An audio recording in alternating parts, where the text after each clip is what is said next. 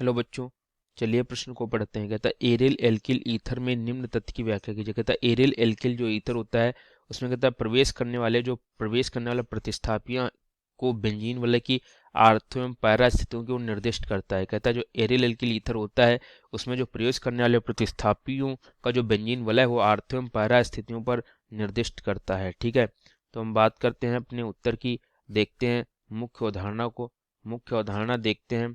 ठीक है, तो यहाँ पर हमें क्या है कि aryl aryl alkyl aryl alkyl ether के निर्देशी प्रभाव को बताना है। निर्देशी प्रभाव को बताना है। ठीक है, aryl aryl allyl aryl aryl alkyl ether के निर्देशी प्रभाव को बताना है। तो ये जो एरिल एरिल एल्किल ईथर होता है, अगर इसकी बात करें तो ये जो है ये एक बेंजीन होता है जिस पर कि O और R लगा दें। ये एरिल हो गया, ये एल्किल हो गया। यहाँ पर R जो है ये एक एल्किल है, तो ये एरिल एल्किल ईथर है। ठीक है, ये एरिल एल्किल ईथर है।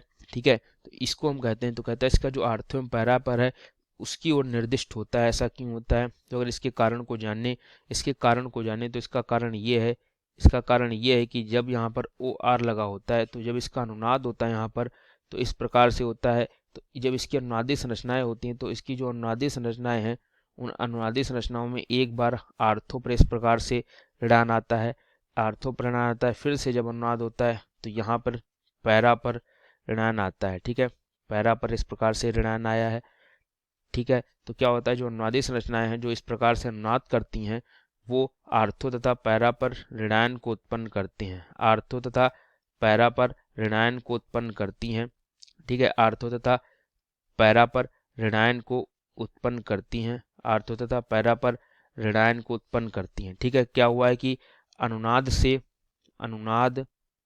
क्या हुआ है, अनुनाद से आर्थो तथा पैरा पर ऋणायन उत्पन्न हुआ है।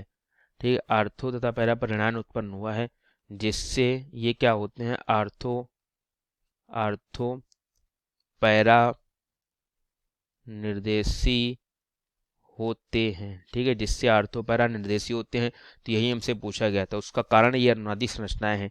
ठीक है दोस्तों, उम्मीद करता हूँ आपको ये उत्तर हमारा अच्छे से समझ आया होगा। धन्यवाद।